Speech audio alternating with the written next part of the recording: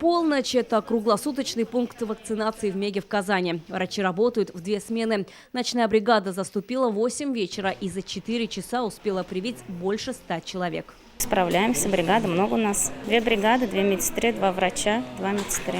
Роман Бойцов пришел за первым компонентом. Днем работает, ночью, говорит, удобно. Прививка, чтобы обезопасить себя. Да и очередь в это время меньше. Неохота в пробках стоять, так скажем, людских. Поэтому ночью? Ночью народу меньше. Ночью народу меньше, да.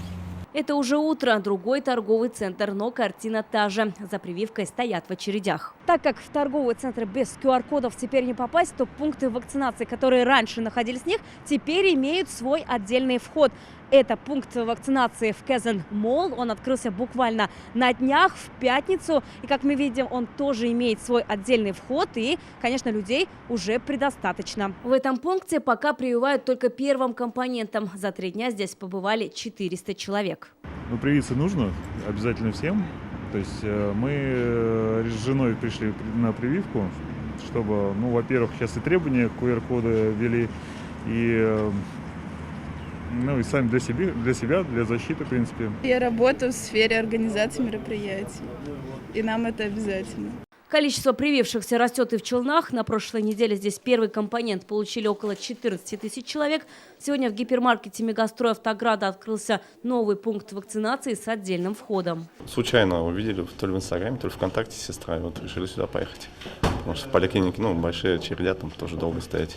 Очереди уже 2-ю неделю в МФЦ. Они работали даже в воскресенье. Только в отделении на Имашева за заветным QR-кодом приходят по 350 человек в день. Вакцинацию прошел. Говорит, этого недостаточно, нужен QR-код какой-то, QR-код ли там. Идите, вон, Ямаша 82. Вот я и пришел сегодня. Сама попробовала, дома никак не получилось. Здесь сделали, слава богу, рахмат. Пенсионерам помогают волонтеры зарегистрировать на госуслугах, подтвердить личность и распечатать QR-код. На самом деле людей очень много. Каждый волнуется, потому что хотят попасть в то или иное место, и им нужен QR-код, и поэтому они идут к нам за помощью. Делаем все возможное, чтобы люди максимально быстрее получали свои услуги. В том числе работали и в воскресенье.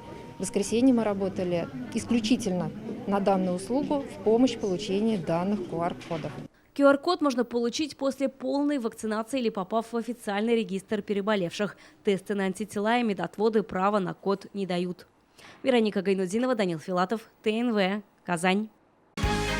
Закажи рекламу на ТНВ. Телефон в Казани 5 705 100.